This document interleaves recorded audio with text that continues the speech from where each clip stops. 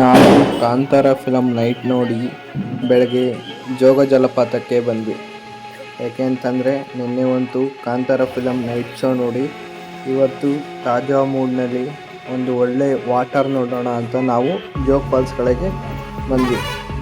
ಆದರೆ ಇಲ್ಲಿ ಬರೋದಾದರೆ ಇಲ್ಲಿ ಫುಲ್ಲು ಹೊಸ್ದಾಗಿ ನೀವೇ ನೋಡ್ಬೋದು, ಅಲ್ಲಿ ಗೋಪುರಗಳ ಥರ ಕಾಣ್ತಿದೆಯಲ್ಲ, ಆ ಥರ ಎಲ್ಲ ಹೊಸ್ದಾಗಿ ಪ್ರವಾಸಿಗರಿಗಾಗಿ ಹೊಸ ತಂಗುದಾಣಗಳ ಥರ ಮಾಡ್ತಿದ್ದಾರೆ. ಎಲ್ಲ ರೀತಿಯಿಂದನೂ ಹೊಸ ಫೆಸಿಲಿಟಿಗಳು ಕೂಡ ಕೊಡ್ತಿದ್ದಾರೆ. ಅಲ್ಲಿ ನೋಡ್ತಿರೋ ಎರಡೂ ಕೂಡ ಇಲ್ಲಿ ನಡೀತಿರೋ ಒಂದು ಕಾರ್ಮಿಕರ ಪರಿಶ್ರಮ. ಇಲ್ಲೇ ಈ ಜಾಗದಲ್ಲೇ ನಮಗೀಗ ಪ್ರೆಸೆಂಟಾಗಿ ಟಿಕೆಟ್ ಕೊಡ್ತಿರೋದು. ಅದು ಒಂದು ಟಿಕೆಟಿಗೆ 20 ರೂಪಾಯಿ. ನೀವೇ ನೋಡ್ಬೋದು ಚಾರ್ಟು, ಒಂದೊಂದು ಟಿಕೆಟಿಗೆ ಯಾವ್ಯಾವ ರೀತಿ ಇದೆ, ಎಷ್ಟೆಷ್ಟು ರೂಪಾಯಿ ಇದೆ ಅಂತ. ಅದೇ ರೀತಿ ನಾವು ಕೂಡ ಟಿಕೆಟ್ ತೊಗೊಂಡಾಯಿತು. ಟಿಕೆಟ್ ತೊಗೊಂಡು ಒಳಗಡೆ ಪ್ರಯಾಣವನ್ನು ಸಾಗಿಸ್ತಿದ್ದೀವಿ. ಇದೇ ಥರ ರೋ ಲೈನ್ ಅಂತ ಕೊಟ್ಟಿರ್ತಾರೆ. ಆ ರೋ ಲೈನಲ್ಲಿ ನಾವು ಒಳಗಡೆ ಬಂದರೆ ನೋಡಿ, ಇಲ್ಲೆಲ್ಲ ಇನ್ನೂ ಕಾಮಗಾರಿ ನಡೀತಿದೆ. ಇದ್ರ ಮಧ್ಯದಲ್ಲಿ ನಾವು ನಡ್ಕೊಂಡು ಹೋಗಬೇಕಾಗತ್ತೆ. ಇದ್ರ ಮಧ್ಯದಲ್ಲಿ ನಾವು ನಡ್ಕೊಂಡು ಹೋದರೆ ನಾವು ಅಂದ್ಕೊಂಡಿರಲಿಲ್ಲ ನಮ್ಗೆ ಇವತ್ತು old film and serial actor ಸಿಗ್ತಾರೆ ಅಂತ. ನೀವು ಕೂಡ ನೋಡ್ಬೋದು ಆ ಓಲ್ಡ್ ಮತ್ತು ಸೀರಿಯಲ್ ಆ್ಯಕ್ಟರ್ ಅಂತ. ಯಾಕೆಂತ ನಮಗೆ ಗೊತ್ತಿರಲಿಲ್ಲ ಅವ್ರು ಸಿಗ್ತಾರೆ ಅಂತ. ನಾವು ನೋಡೋಕೆ ಹೋಗಿ ಜೋಗ ಜಲಪಾತಕ್ಕೆ ಅವರು ಕೂಡ ಸಿಕ್ಕಿದ್ರು. ಅದೇ ರೀತಿ ಅವ್ರು ಸಿಕ್ಕಿ ಅವ್ರ ಫೋಟೋ ಕೂಡ ತಗೊಂಡಿದ್ದೀವಿ. ಮೊದಲನೇದಾಗಿ ನಾವು ಜೋಗ ಜಲಪಾತ ನೋಡೋದಾದರೆ ತುಂಬ ವಿಶ್ರಾಂತಿಯಾಗಿ ಆರಾಮಾಗಿ ಅದು ಅದ್ರ ಪಾಡಿ ಅದು ಹರಿತಾ ಇದೆ. ನೀವು ನೋಡೋದು ಅದು ನಿಮಗೆ ಕಾಣಿಸ್ತಿರೋದು 3.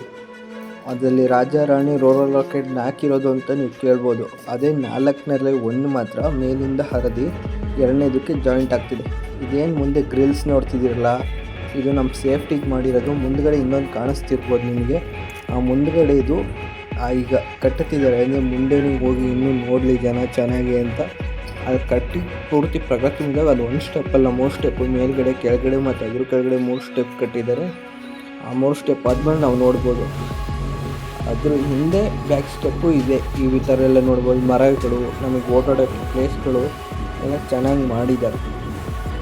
ಇದೇ ರೀತಿ ನಾವು ಇಲ್ಲಿ ಕಾಮಗಾರಿ ನಡೀತಿರೋದ್ರಿಂದ ಈಗ ಆಲ್ರೆಡಿ ಮುಗ್ದಿರೋ ಕಡೆ ಹೋಗ್ತಾಯಿದ್ವಿ.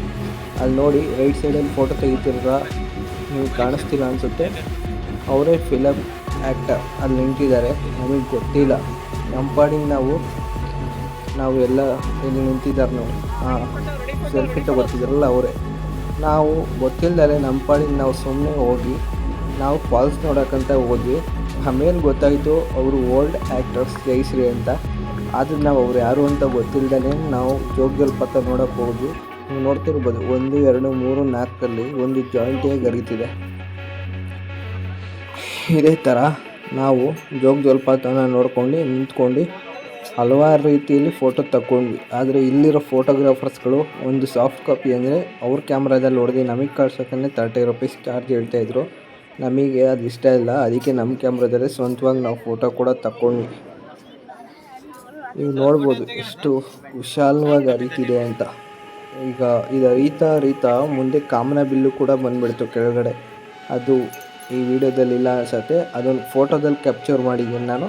ಅದು ಕಾಮನ ಬಿಲ್ಲು ಹರಿದು ಫುಲ್ ಕೆಳಗಡೆಯಿಂದ ಪಾಸಾಗಿತ್ತು. ಆ ಥರ ನೀವು ನೋಡ್ಬೋದು. 1, 2, 3, 4 ಜಲಪಾತಗಳು. ಇದು ಹೇಗೆ ಹರಿತಿರ್ಬೋದು ಅಂತ ನೀವು ಯೋಚನೆ ಮಾಡ್ತೀರಾ.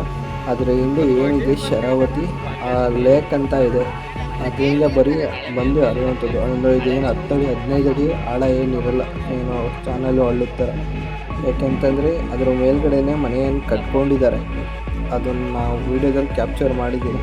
ಅವ್ರ ಮನೆ ಅದ್ರ ಪಕ್ಕದಲ್ಲೇ ಇರೋದ್ರಿಂದ ಅಷ್ಟೊಂದು ಏನಿಲ್ಲ. ನಾವು ಕ್ಲೀನಾಗಿ ಗಮನಿಸಿದ್ವಿ. ಕೆಳಗಡೆ ಬೀಳ್ತಾ ಇರಬೇಕಾದ್ರೆ ಒಂಥರ ಸ್ಮೋಕ್ ಎಫೆಕ್ಟು ಅದೆಲ್ಲ ಬರುವಂಥದ್ದು ನೋಡ್ಬೋದು. ನಾನು ಇದ್ರ ವೀಡಿಯೋ ಮಾಡ್ತಿದ್ರು ಅಂದ್ಕೊಂಡಿರ್ಬೋದು ಈ ಜೋಗ ಜಲಪಾತ ನಮ್ಮ ಶಿವಮೊಗ್ಗದಲ್ಲೇ ಇರೋದಲ್ವ, ಇದೇನು ನಮಗೆ ಹೊಸದಲ್ಲ ಅಂತ. ಆದರೂ ವೀಡಿಯೋ ಮಾಡಿದ್ದೀನಿ ನೋಡಿ. ಇದ್ರ ಪಕ್ಕದಲ್ಲಿ ಹರಿತಿರೋದು ಇನ್ನೊಂದು ಫಾಲ್ಸ್ ಇದು. ಈ ಫಾಲ್ಸ್ ಹೆಸರು ಏನಂತ ಗೊತ್ತಿಲ್ಲ, ಇಲ್ಲಿ ಕ್ಯಾಪ್ಚರ್ ಮಾಡಿದ್ವಿ. ಯಾಕೆ ಈ ಜೋಗ ಜಲಪಾತ ವೀಡಿಯೋ ಮಾಡಿದ್ದೀನಿ ಅಂತಂದರೆ ನೋಡಲಿ ಈಗ ಹೊಸ್ದಾಗಿ ಏನು ಪ್ರೆಸೆಂಟಾಗಿ ನಮ್ಮ ಜೋಗ ಜಲಪಾತದಲ್ಲಿ ಏನು ನಡೀತಿದೆ ಅನ್ನೋದು ನೋಡಲಿ ಅಂದ್ಬಿಟ್ಟು ಆ ವಿಷಯವಾಗಿ ನಾನು ವೀಡಿಯೋ ಮಾಡ್ತಾಯಿದ್ದೀನಿ. ನೀವು ನೋಡ್ತಿರ್ಬೋದು ಹೇಗೆ ಹರಿತಿದೆ ಅಂತ. ಅಲ್ಲಿ ಹರಿತಿರೋ ಪ್ರಮಾಣ ಕಮ್ಮಿ ಇರ್ಬೋದು. ಅದು ಬಂಡೆಯಿಂದ ಬಂಡೆಗೆ ಟಚ್ ಆಗಿ ಕೊನೆಗೆ ನೆಲಕ್ಕೆ ಬೀಳೋಷ್ಟೊತ್ತಿಗೆ ಸ್ಮೋಕ್ ಎಫೆಕ್ಟ್ ಆಗಿ ವೈಟ್ ಕಲರ್ ಟರ್ನ್ ಆಗ್ತಿದೆ ನೀರು. ಆ ವೈಟ್ ಕಲರಿಂಗ್ ಟರ್ನ್ ಆಗೋದ್ರಿಂದನೇ ಈ ಥರ ಇದೆ. ನಮ್ಗೆ ಆ್ಯಕ್ಚುಲಿ ಒಬ್ಬೊಬ್ರು 20 ರೂಪಾಯಿ ಚಾರ್ಜ್ ತೊಗೊಂಡ್ರೆ ಒಂದು ಬಸ್ಸಲ್ಲೇ ಸಿಂಗಲಾಗಿ ಹೋಗೋಕ್ಕೆ 200 ರುಪೀಸ್ ಚಾರ್ಜ್ ಮಾಡ್ತಾರೆ. ಹಾಗೂ ಹೊರ್ಗಡೆಯಿಂದ ಬರೋರಿಗೆ, ಅಂಗವಿಕಲರಿಗೆ ಅವರಿಗೆಲ್ಲ ಫ್ರೀ. ನೋಡಿದ್ರಾ, ಕಾಮನ ಬಿಲ್ಲು ಕಾಣ್ತಾ ಇದೆ ನಿಮಗೀಗ. ಹೀಗೆ ಕಾಮನ ಬಿಲ್ಲು ಬಂದಿದ್ದು ಇವರೇ ನೋಡಿ, ನಮ್ಮ film and serial actress Jayashree. ನೀವು ಗೂಗಲಲ್ಲಿ ಕೂಡ ಸರ್ಚ್ ಮಾಡ್ಬೋದು. ನಿಮಗೆ ಗೊತ್ತಾಗಲಿಲ್ಲ ಅಂದರೆ ಕಮೆಂಟ್ ಮಾಡಿ ಕೂಡ ತಿಳಿಸಿ. ಹೀಗೆ ಜಯಶ್ರೀ ಅವ್ರ ಜೊತೆ ನಾವು ಒಂದು ಫೋಟೋ ತಗೊಂಡು, ಮೇನ್ ಅವ್ರಿಗಿಂತ ನಮ್ಮ ಫೋಟೋ ಅಲ್ವಾ, ನಮ್ಮ ಫೋಟೋನ ತಗೊಂಡು ನಮ್ಮ ಜೋಗ ಜಲಪಾತದ ಕತೆ ಮುಗೀತು ಇಲ್ಲಿಗೆ. ಆ್ಯಕ್ಚುಲಿ ಅದೊಂದು ಸಣ್ಣ ಪಾರ್ಟ್ ಅಷ್ಟೇ ಈ ವಿಡಿಯೋದು. ನಾವು ಬಂದಿದ್ದು ಜೋಗ ಫಾಲ್ಸ್ ಹತ್ರ ನಿಯರ್ ಇರೋ ಬಳೆ ಪದ್ಮಾವತಿ ಟೆಂಪಲ್ಗೆ. ಆ್ಯಕ್ಚುಲಿ ನಾನು ವೀಡಿಯೋ ಮಾತಾಡೋಕ್ಕೆ ನಂಗೆ ಇಷ್ಟ ಆಗಲ್ಲ, ಅದಕ್ಕೆ ಓನ್ಲಿ ಬರೀ ವೀಡಿಯೋ ಮಾಡಿದ್ದೀನಿ. ನೋಡಿ, ಇದೇ ಅದ್ರದ್ದು ಏನು ಆಪ್ಷನ್ ತರಲ್ಲ ಅದು, ಅದಕ್ಕೆ ನಾನು ವಾಯ್ಸ್ ಓವರಿಂಗ್ ಮನೆಗೆ ಬಂದು ಕೊಟ್ಟಿರೋದು. ಈ ಪೂರ್ತಿ ಗ್ರೌಂಡಿಗೆಲ್ಲ ಇದು ತುಂಬ ಚೆನ್ನಾಗಿ ಅವ್ರು ಕಟ್ಟಿದ್ದಾರೆ. ಅಂದರೆ ಇಲ್ಲೇನು ಜಾಸ್ತಿ ಜನ ಸಂಖ್ಯೆ ಏನು ಬರೋದಿಲ್ಲ, ಆದರೂ ಅಚ್ಚುಕಟ್ಟಾಗಿ ಕಟ್ಕೊಂಡಿದ್ದಾರೆ. ಯಾಕಂದರೆ ಟೈಮಿಂಗ್ಸ್ ಅಂತ ಕೂಡ ಇರುತ್ತೆ. ನಾವು ಹೋದಾಗ 2:30 ಟೈಮಿಂಗ್ಸು. ಅದಕ್ಕೆ ಫಸ್ಟು ಊಟದಲ್ಲಿಗೆ ಹೋಗಿ ಅಂತ ಹೇಳಿದ್ರು. ಊಟದಲ್ಲಿಗೆ ಹೋಗಿ ಊಟ ಮಾಡಿದ್ಮೇಲೆ 3:30 ದರ್ಶನ ಅಂತ ಟೈಮಿಂಗ್ಸ್ ಹಾಕಿದ್ರು. ಅದಕ್ಕೆ ನಾವು ಇನ್ನೇನು ಮಾಡೋದು ಅಂತಂದ್ಬಿಟ್ಟು ಹೋಗಿ ಕೈ ಕಾಲು ಎಲ್ಲ ತೊಳ್ಕೊಂಡು ಊಟದ ಕಡೆ ನಡೆಯೋಣ ಅಂತ ಹೋದ್ವಿ.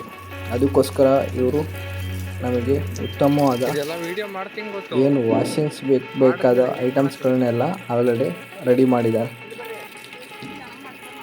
ಇದೇ ರೀತಿ ನೀವು ಕೂಡ ಜೋಗ ಜಲಪಾತಕ್ಕೆ ಬಂದಾಗ ಫಸ್ಟು ಹತ್ರ ಇರೋ ಬಳೆ ಪದ್ಮಾವತಿ ಹಾಗೂ ಪಂಚಲಿಂಗೇಶ್ವರ ದೇವಸ್ಥಾನಕ್ಕೆ ಒಮ್ಮೆ ಭೇಟಿ ನೀಡಿ ಬನ್ನಿ. ಆಮೇಲೆ ನೀವು ಹೋಗೋ ಪ್ರತಿಯೊಂದು ದೇವಸ್ಥಾನದಲ್ಲಿ ಭೋಜನವನ್ನು ಸೇವಿಸುವುದು ಮುಖ್ಯ. ಯಾಕೆಂದರೆ ಅದು ದೇವ್ರ ಪ್ರಸಾದ ಆಗಿರೋದ್ರಿಂದ ನೀವು ಭೋಜನವನ್ನು ಸೇವಿಸಲೇಬೇಕು.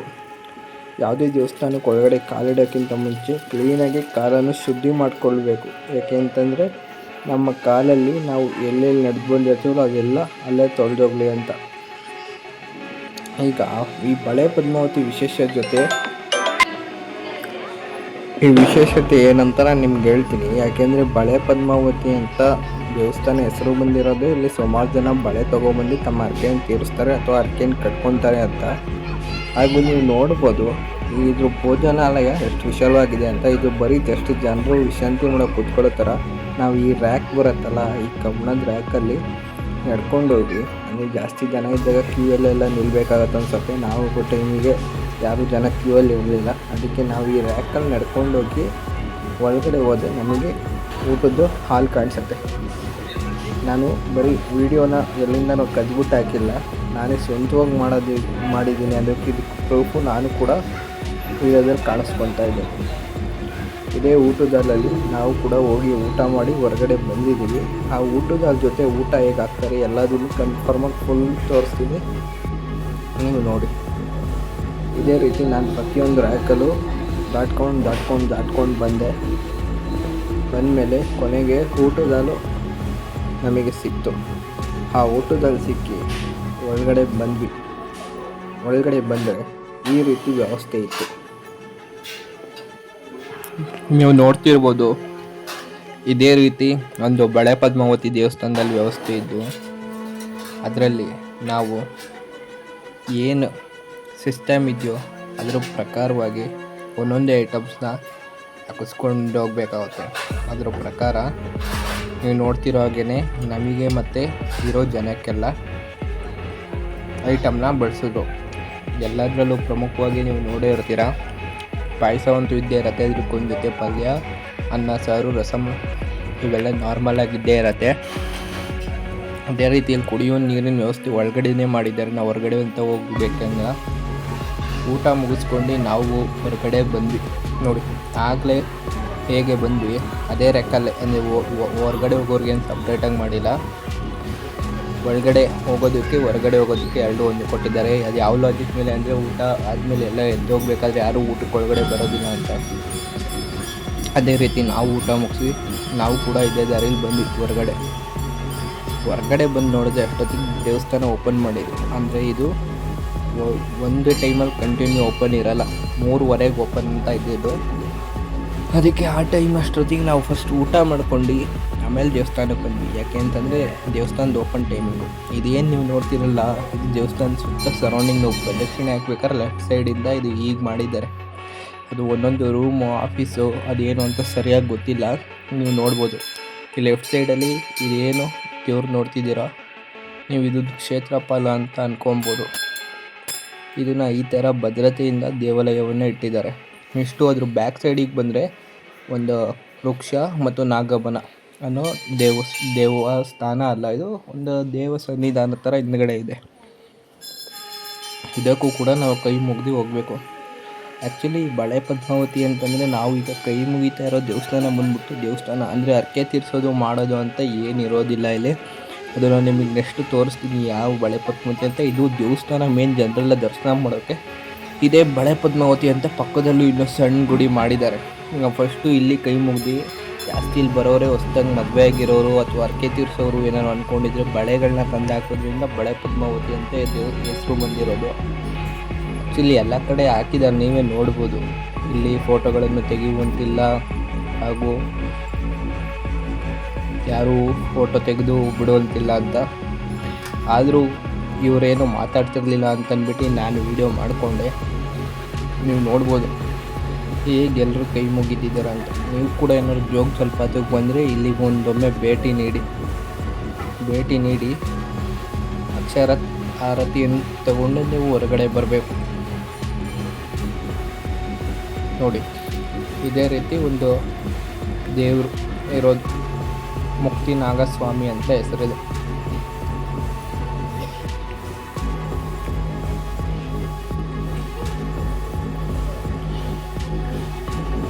ಅಲ್ಲಿಂದ ನಾವು ತಿರ್ಗಾ ರಿಟರ್ನ್ ಬಂದರೆ ನಮಗೆ ಏನು ಇದು ಸರೌಂಡಿಂಗ್ಸ್ ಕಾಣುತ್ತೆ ನೋಡಿ. ಈ ದೇವಸ್ಥಾನಕ್ಕೆ ಅಷ್ಟು ಜನ ಬರಲಿಲ್ಲ ಅಂದರೂ ಒಳಗಡೆ ಕೂತ್ಕೊಳ್ಳೋ ವ್ಯವಸ್ಥೆ, ಸರೌಂಡಿಂಗ್ಸ್ಗಳು ತುಂಬ ಚೆನ್ನಾಗಿ ಮಾಡಿದ್ದಾರೆ. ನಾವು ಆರಾಮಾಗಿ ಬಂದು ದರ್ಶನ ಆದಮೇಲೆ ಇಲ್ಲೇ ಕೂರ್ಬೋದು. ಆ್ಯಕ್ಚುಲಿ ಏನಂದು 130 ಕಿಲೋಮೀಟರ್ಸ್ ಆಗೋದು ಭದ್ರಾವತಿಯಿಂದ.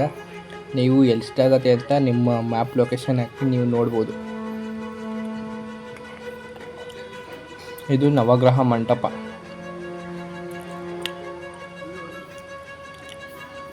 ಅದಾದಮೇಲೆ ದರ್ಶನ ಆದವರೆಲ್ಲ ಜನರೆಲ್ಲ ಇಲ್ಲೇ ಇದ್ದಾರೆ ನೋಡಿ. ಅದೇ ರೀತಿ ನಾವು ಕೂಡ ದರ್ಶನ ಮಾಡ್ಕೊಂಡು ಎಷ್ಟು ಹೊರಟಿದ್ದು, ಅದೇ ನಿಮಗೆ ಹೇಳಿದ್ನಲ್ಲ ಬಳೆ ಪದ್ಮಾವತಿ ಅಂತ. ಅಂದರೆ ಇದು ಬಳೆ ಪದ್ಮಾವತಿ ದೇವಸ್ಥಾನನೇ ಮೇನ್ ಇರೋದು ಆ ಕಡೆ. ಅಲ್ಲಿಗೆ ನೋಡಿ ಬಳೆ ತಗೊಂಡು ಹೋಗ್ತಿದ್ದಾರೆ. ಯಾಕೆಂತಂದರೆ ಅಲ್ಲಿ ಅರ್ಕೆ ತೀರಿಸೋದು ಇರೋದು. ಆ ಬಳೆಗಳನ್ನ ತೊಗೊಂಡೋಗಿ ದೇವಿಗೆ ಸಮರ್ಪಿಸಿ ನೀವು ಅರ್ಕೆಯನ್ನು ತೀರಿಸ್ಬೇಕಾಗುತ್ತೆ. ಅಥವಾ ಅರ್ಕೆ ತೀರಿಸೋದಲ್ಲ, ಸ್ಟಾರ್ಟಿಂಗ್ ವಸ್ತು ನೀವು ಬೇಡ್ಕೋಬೇಕಾಗುತ್ತೆ. ಇಲ್ಲಿ ಕಾಣಿಸ್ತಾ ಇರೋದು ಸ್ತಂಭದ ಎದುರುಗಡೆ ಬುದ್ಧ ದೇವರನ್ನು ಕೂಡ ಇಟ್ಟಿದ್ದಾರೆ ಇವರು. ಆ ದೇವರನ್ನು ಕೂಡ ನೋಡಬೇಕಾಗುತ್ತೆ. ಅದೇ ಕನೆಕ್ಷನ್ ಇದೆ ಅಂತ ನನಗೂ ಗೊತ್ತಿಲ್ಲ, ಆದರೆ ಈ ದೇವರು ಕೂಡ ಇದೆ. ಬುದ್ಧ ಪ್ರತಿಷ್ಠಾಪನೆ ಕೂಡ ಮಾಡಿದ್ದಾರೆ. ಅದ್ರ ಅಪೋಸಿಟ್ ಆರ್ಚ್ ನೋಡಿದ್ರಲ್ಲ, ಆರ್ಚಿಂದ ಸ್ಟ್ರೇಟ್ ರೋಡ್ ಇದು. ಇಲ್ಲಿಗೆ ನಾವು ನಡ್ಕೊಂಡೇ ಬರಬೇಕಾಗುತ್ತೆ. ಏನು ಜಾಸ್ತಿ ದೂರ ಇಲ್ಲ, ಏನೊಂದು 100 ಮೀಟರ್ಸ್ ಇರ್ಬೋದು.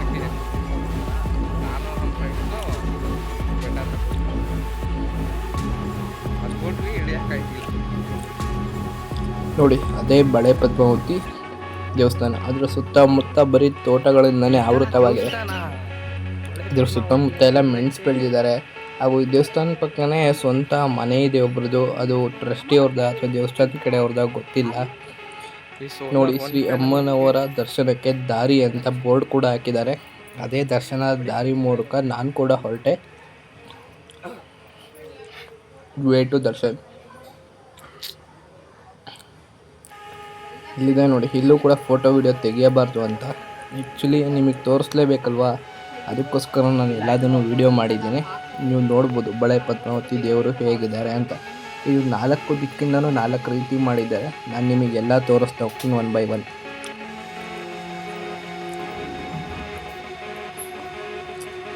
ನೋಡಿ ಇದೇ ಥರ ನಾವು ಸರೌಂಡಿಂಗ್ಸ್ನ ಪ್ರದಕ್ಷಿಣೆ ಹಾಕ್ಕೊಂಡು ಹೋಗ್ಬೇಕಾಗುತ್ತೆ. ಈ ಕಡೆ ಹಾಕ್ಕೊಂಡು ಬಂದರೆ ಈ ಕಡೆಯಿಂದ ನಮಗೊಂದು ದೇವ್ರು ಕಾಣುತ್ತೆ. ಆ ದೇವ್ರನ್ನ ನೋಡಿ, ಅದು ಆ ಕಡೆ ಸೈಡಿಂದ ಒಂದಾದರೆ ಈ ಕಡೆ ಸೈಡಿಂದ ಒಂದು ಅಂತ. ಎಷ್ಟು ನಾವು ಅದೇ ರೀತಿ ಸರೌಂಡಿಂಗ್ಸಿಂದ ನಡ್ಕೊಂಡು ಹೋಗ್ಬೇಕಾಗುತ್ತೆ. ಇದೇ ಸುತ್ತಮುತ್ತ ಇರೋ ತೋಟಗಳೆಲ್ಲ ಸರೌಂಡಿಂಗ್ಸ್ ಆಗಿ ಮಧ್ಯದಲ್ಲಿ ದೇವಸ್ಥಾನ ಇದೆ. ನೋಡಿ ಹೇಗೆ ಮೆಣಸಿನ ಗಿಡಗಳನ್ನ ಹಾಕಿದ್ದಾರೆ. ಏನಾದರೂ ನಿಮಗೆ ಮೆಣಸು ಇನ್ಫಾರ್ಮೇಷನ್ ಅಬೌಟ್ ವೀಡಿಯೋ ಮಾಡಬೇಕು ಅಂತಂದರೆ ಕಮೆಂಟ್ನಲ್ಲಿ ತಿಳಿಸಿ, ಅದ್ರ ಬಗ್ಗೆ ವೀಡಿಯೋ ಮಾಡಾಕ್ತೀನಿ. ಇದೇ ರೀತಿ ನಾವು ಸರೌಂಡಿಂಗ್ಸ್ನ ನಡ್ಕೊಬಂದರೆ ಇಲ್ಲಿ ನೋಡಿ, ಇಲ್ಲಿ ಪೂಜಾರಿ ಕೂತಿದ್ದಾರೆ. ಅವರಿಗೆ ನಾವು ಬಳೆನ ಸಲ್ಲಿಸ್ಬೇಕಾಗುತ್ತೆ. ಅದು ಹೇಗೆ ಸಲ್ಲಿಸ್ಬೇಕು, ಏನಂತ ಸಲ್ಲಿಸ್ಬೇಕು, ಆ ವ್ಯವಸ್ಥೆ ಏನು, ಆ ಪೂಜಾರಿಗಳು ಏನು ಮಾಡ್ತಾರೆ, ಏನು ಕೇಳ್ತಾರೆ ಅನ್ನೋದನ್ನೆಲ್ಲ ಈ ವಿಡಿಯೋದಲ್ಲಿ ನೀವು ನೋಡ್ಬೋದು. ಯಾಕೆ ಬರ್ತಾರೆ, ನಾವು ಅದು ದಂಪತಿಗಳು ಅಥವಾ ಮಕ್ಕಳಾಗಿರೋ ದಂಪತಿಗಳು, ಅವರಿಗೆ ಇಷ್ಟ ಇದ್ರೆ ಬರ್ತಾರ, ಒತ್ತಾಯದ ಮೇರೆಗೆ ಬರ್ತಾರ, ಹರಕೆ ತೀರ್ಸೋದಂತ ಬರ್ತಾರ, ಹರಕೆ ಕಟ್ಕೊಳಕ್ಕೆ ಬರ್ತಾರ, ಎಲ್ಲದನ್ನು ನೀವು ವಿಡಿಯೋದಲ್ಲಿ ನೋಡಿ ಅರ್ಥ ಮಾಡ್ಕೋಬೋದು. ಅದರಿಂದ ನೀವು ಮತ್ತೆ ಮತ್ತೆ ಬರ್ತಾ ಇರ್ತೀರ ದೇವಸ್ಥಾನಕ್ಕೆ. ನೀವು ಬಂದರೆ ಬರೀ ದೇವಸ್ಥಾನಕ್ಕೆ ಅಂತಲ್ಲ, ನೀವು ಜೋಗ ಜಲಪಾತ ಕೂಡ ನೋಡ್ಕೊಂಡು ಹೋಗ್ಬೋದು.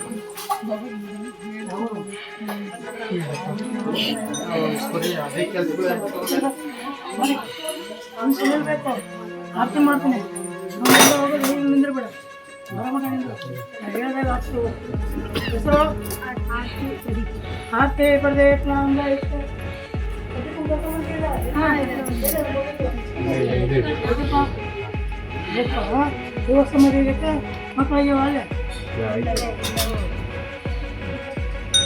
ಬೇಡ್ಕೊ, ಜಲ್ದಿ ಮಕ್ಕಳಾಗಲಿ ಅಂತ ಬೇಡ್ಕೊ. ನೀವು ಬೇಡ್ಕೊರೆ ಹಸುವೆ. ಮಂಗಲಂ ಭಗವಾನ್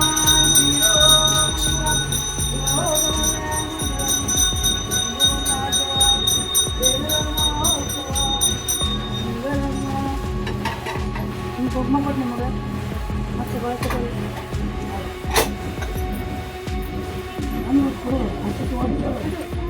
ಬರೋದಿಲ್ಲ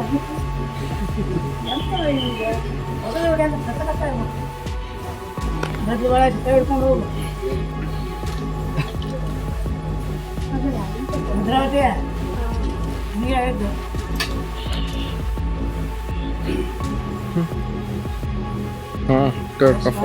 ನೀನು ತಗೊಂಡ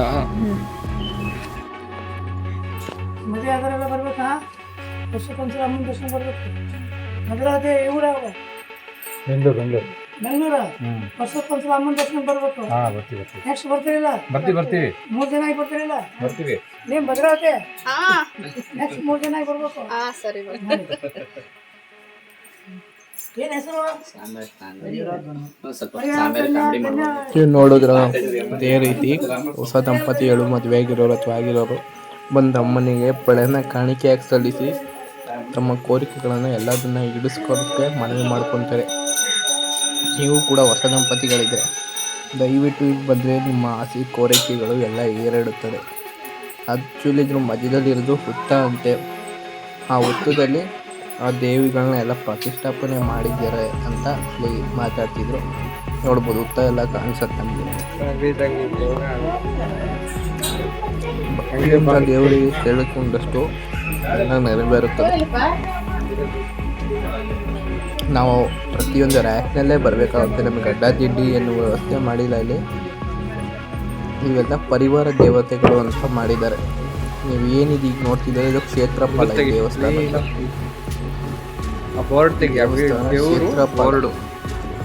ದೇವಸ್ಥಾನ ನಿಂತಿರೋ ಜಾಗದಲ್ಲಿ ಎಷ್ಟು ನೋಡಿ ಕೆಳಗಡೆ ಫೋನ್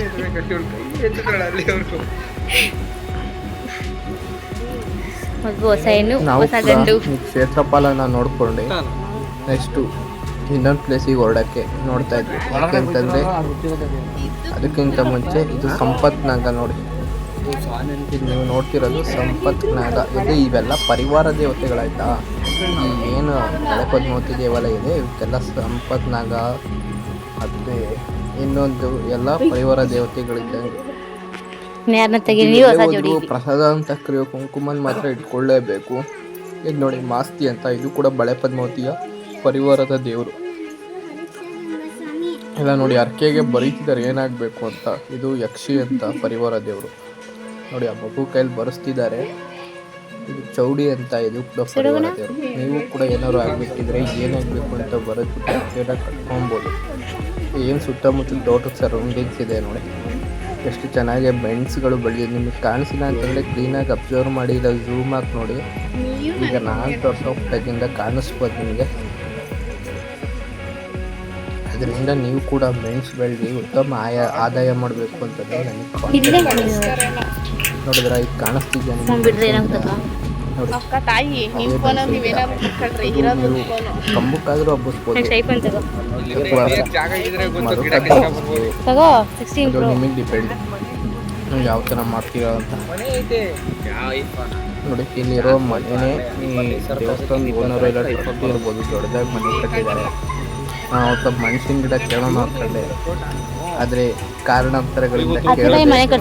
ನೆಕ್ಸ್ಟ್ ಪಂಚಲಿಂಗೇಶ್ವರ ದೇವಸ್ಥಾನಕ್ಕೆ ಹೋಗ್ಬೇಕಿತ್ತು, ಇದ್ರ ನಿಯರ್ 5 ಕಿಲೋಮೀಟರ್. ಅದಕ್ಕೆ ಹೋಗೋಣ ಅಂತ ನಾವು ಹೊರಟ್ವಿ. ನಾವಿಲ್ಲಿ ವ್ಯವಸ್ಥಿತವಾಗಿ ಅರ್ಕೆಯನ್ನು ರಸೀದಿ ಪಡೆದು ಒಪ್ಪಿಸ್ಬೇಕಾಗುತ್ತೆ, ಯಾಕೆಂದರೆ ಯಾವುದೇ ಥರದ ಮೋಸ ಸುಲಿಗೆಗಳಲ್ಲಿ ನಡೆಯೋದಿಲ್ಲ. ಏನ್ ಪೂರ್ತಿ ಗಿಡ ಕೊಡಲ್ಲ ಅವರು. ಅದರಿಂದ ನೀವು ಕೂಡ ಏನಾದ್ರು ಕಟ್ಕೊಂಡ್ರೆ ಇದು ನೆರವೇರುತ್ತೆ.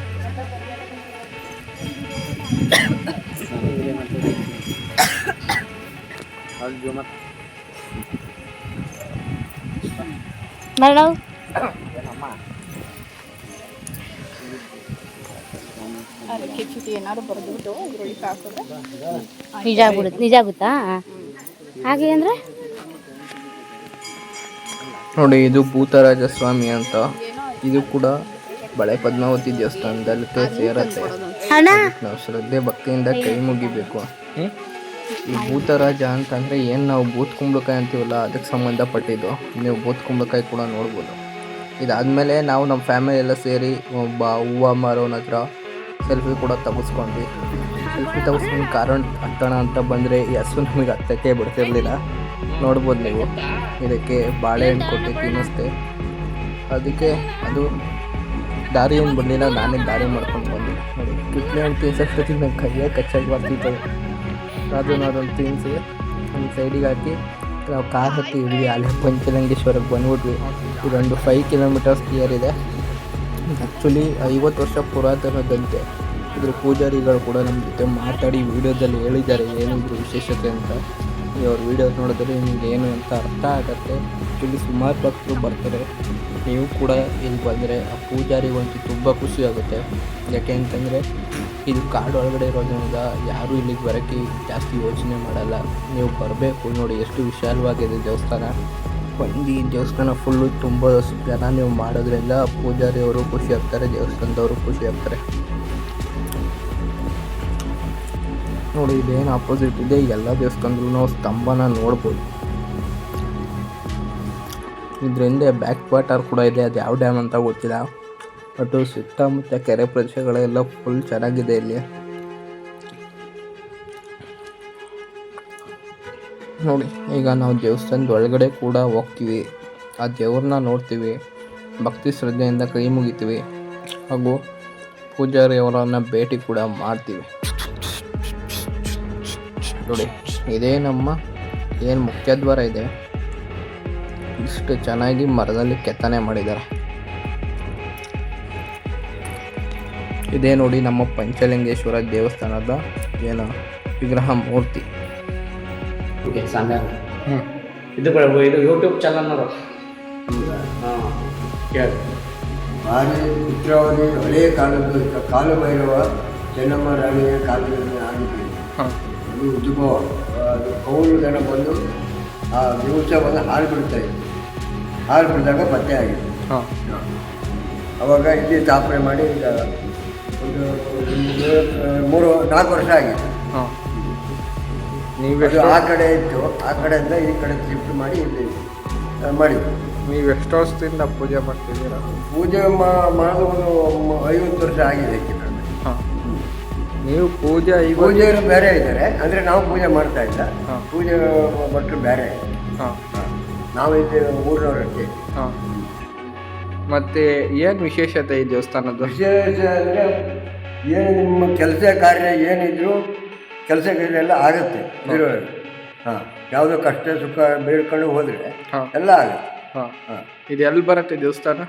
ದೇವಸ್ಥಾನದ ಗುಂಡಿಬೈಲು ಮರಾಠಿಗಿರಿ ಅಂತ. ಇದು ಯಾವ ಜಿಲ್ಲೆ? ಇದು ಸಾಗರ ತಾಲೂಕು, ಶಿವಮೊಗ್ಗ ಜಿಲ್ಲೆ. ಅಂದರೆ ಜೋಗ ಜಲಪಾತದಿಂದ ಒಂದು 15 ಕಿಲೋಮೀಟ್ರ್. 15 ಕಿಲೋಮೀಟ್ರ್. ಅಂದರೆ ಫಸ್ಟು ಜೋಗ ಜಲಪಾತದಿಂದ ಬಳೆ ಪದ್ಮಾವತಿಗೆ ಬಂದು 2 ಕಿಲೋಮೀಟ್ರ್ ಇಲ್ಲಿ ಬರ್ಬೋದು. ಬಳೆ ಪದ್ಮಾವತಿ. ದಿನಾಗ್ಲೂ ಎಷ್ಟು ಜನ ಬರ್ತಾರೆ ಇಲ್ಲಿಗೆ? ದೇವಸ್ಥಕ್ಕೆ ಕನಿಷ್ಠ ಒಂದು 100-200 ಜನ ಬರ್ತಾರೆ. ಹಾಂ. ನೀವು ವಾರದಲ್ಲಿ ಪೂರ್ತಿ ದಿನ ಮಾಡ್ತೀರಾ ಇಲ್ಲ? ಇಲ್ಲ, ಕಾಯಂ ಪೂಜೆ, ನಿತ್ಯ ಪೂಜೆ ನಡೀತಾ ಇದೆ. ಹಾಂ. ಹಾಂ. ಮತ್ತೆ ಇಲ್ಲಿ ವಿಶೇಷತೆ ಜಾತ್ರೆ ಆ ಥರ ಏನಾದರೂ ನಡೆಯುತ್ತಾ? ಶಿವರಾತ್ರಿಗೆ ಮಾತ್ರ ಜಾತ್ರೆ ಆಗುತ್ತೆ ವಿಶೇಷ. ಹಾಂ. ಶಿವರಾತ್ರಿ ಫುಲ್ ಒಂದು 7-10 ಸಾವಿರ ಜನ ಆಗ್ತದೆ. ಹಾಂ. ಅದು 2 ದಿವಸ ಕಾರ್ಯಕ್ರಮ ಇದೆ. ಹಾಂ. ಹಾಂ. ಮತ್ತು ಇಲ್ಲಿ ಮಾಮೂಲಿ ಹೋಮಗಳು ಆ ಥರ? ಹೋಮ ಅವನ ಜಾತ್ರೆ ಟೈಮಿಗೆ ಮಾತ್ರ, ಇಲ್ಲಾಂದರೆ ಯಾರ್ದಾರು ಹಿಂಗೆ ಪೂಜೆ ಪುರಸ್ಕಾರ ಇದ್ದರೆ ಅದು ಹೋಮ ಹವನ ಆಗುತ್ತೆ. ಹಾಂ. ಹಾಂ. ಅವ್ರ ಹರಕೆ ಏನಾದ್ರು ಇದ್ದರೆ. ಹಾಂ. ಹರಕೆ ಅಂದರೆ ಹರಕೆ ಕಟ್ಕೊಡ್ತಾರೆ? ಬೇಡ್ಕೊಂಡು ಏನಾರು ಅವ್ರ ಕಷ್ಟ ಸುಖ ಪರಿಹಾರ ಆಗ್ತದೆ, ಅವ್ರು ಇಟ್ಕೊಂಡು ಹೋಗ್ತಾರಲ್ಲ ಹೇಳ್ಕೊಂಡು. ಹಾಂ. ಯಾರಾದರೂ ಆ ಥರ ಬಂದು ತೀರಿಸಿದಾರಾ ಇಲ್ಲಿ? ಹೌದು, ಹೇಳ್ತಿದ್ದಾರೆ, ಭಾರಿ ಜನ ಬರ್ತಾರೆ. ಧನ್ಯವಾದಗಳು ಇಷ್ಟು ಇನ್ಫಾರ್ಮೇಷನ್ ಕೊಟ್ಟಿದ್ದಕ್ಕೆ.